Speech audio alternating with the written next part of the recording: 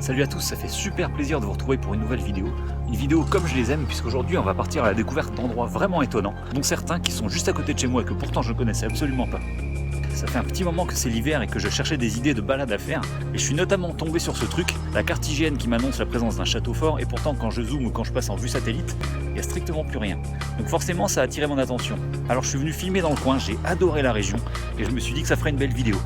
Donc aujourd'hui petite sortie médiévale, allez hop c'est parti.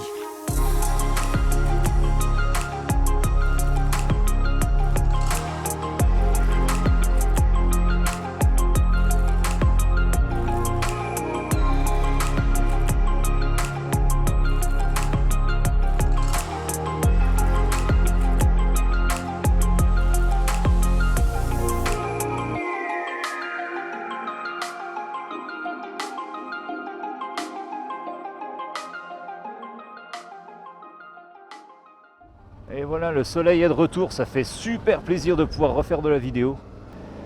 Alors ici je suis à Fismes, je suis pas très loin de Reims, et je vais prendre la direction de l'Aisne, donc le 02. Mais évidemment je vais certainement pas prendre la nationale et les grosses lignes droites. On va aller voir ce que nous réservent les petites routes sinueuses, ça va être un vrai bonheur. On va aller voir aussi quelques ruines qu'on peut voir dans certains villages.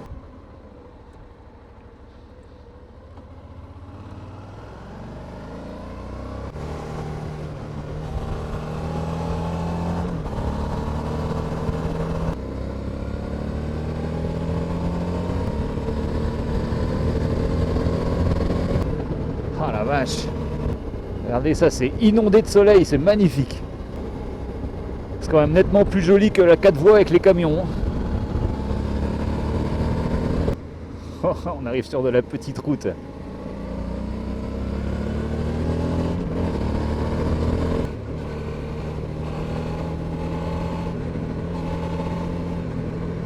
On va faire gaffe parce que c'est un peu crado. Ouais, on va faire très gaffe même. En plus j'ai des vieux pneus, je fais vraiment pas le malin. Ah ouais.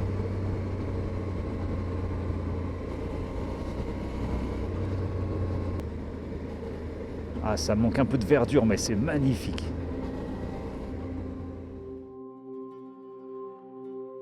Le premier vestige médiéval que j'ai croisé sur ma route se trouve dans le village de Ville-Savoie.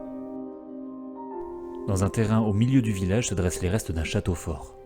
Si on ne peut pas entrer dans ces ruines parce qu'elles sont aujourd'hui utilisées par les habitants, en revanche on a un très beau point de vue sur le château depuis la rue du Lavoir. Et depuis la route enlacée qui contourne l'ancien château, on devine la silhouette des tours et des murailles qui se dressent encore là.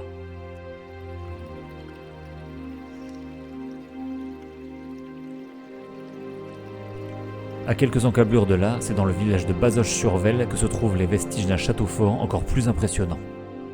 En remontant la rue Marie-Curie, à l'arrière des habitations, on peut observer cette immense bâtisse qui servait de résidence seigneuriale au XIIIe siècle. Toujours sur la rue Marie-Curie mais un peu plus au nord, on retrouve la vue sur le château depuis l'arrière d'une cour. J'ai retrouvé ces deux châteaux complètement par hasard, et c'est le genre de découverte insolite qui allait marquer tout le reste de la balade.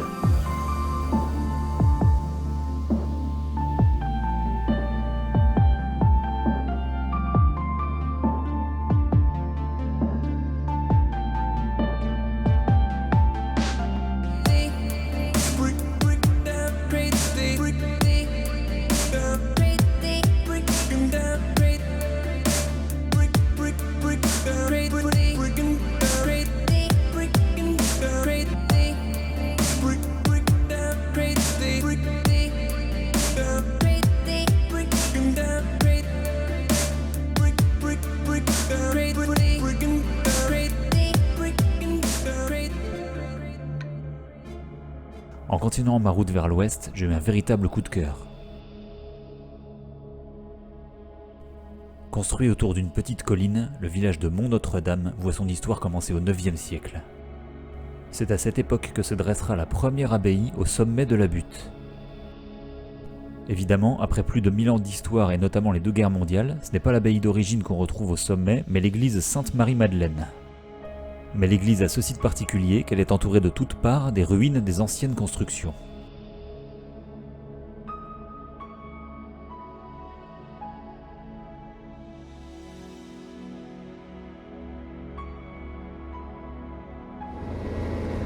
Elle est super jolie ce village.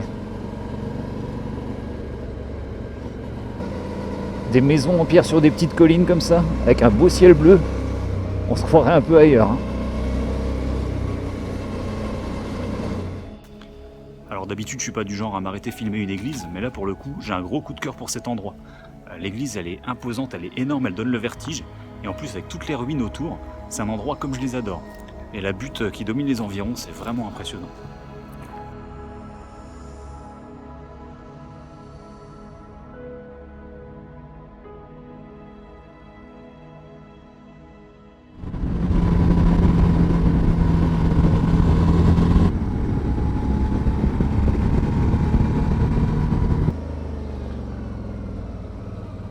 Ça c'est très très joli.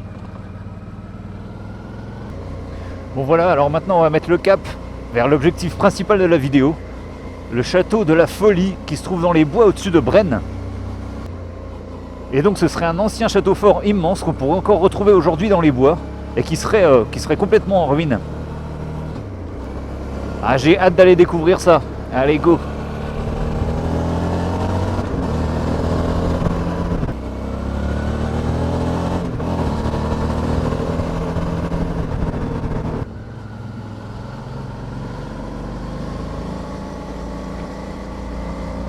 Il y a des vieux murs partout, des vieilles pierres.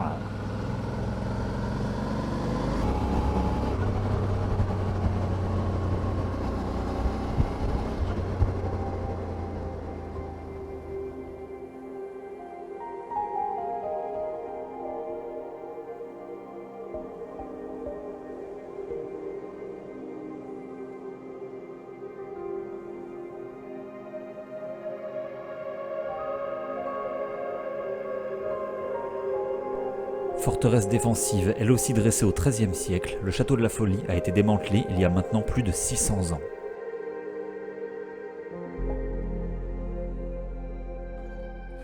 Ah ouais, c'est juste énorme quoi. Oh la vache. On a le droit de descendre ici.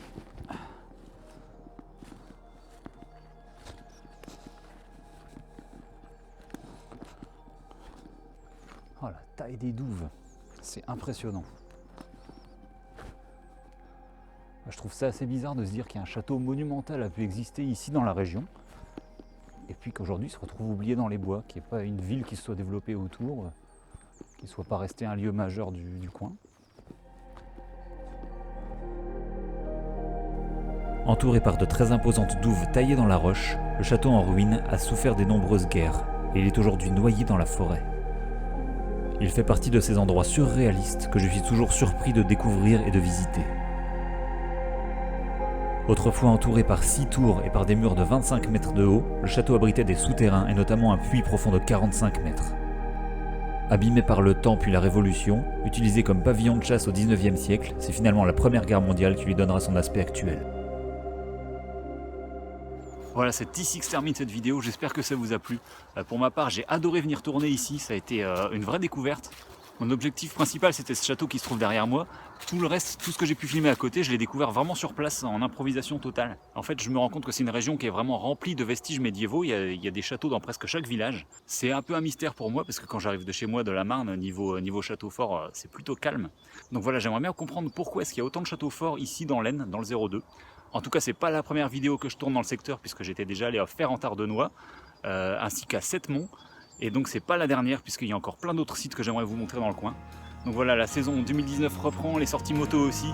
Je vous dis à très bientôt pour de nouvelles vidéos. D'ici là, je vous souhaite bonne route. Allez, ciao!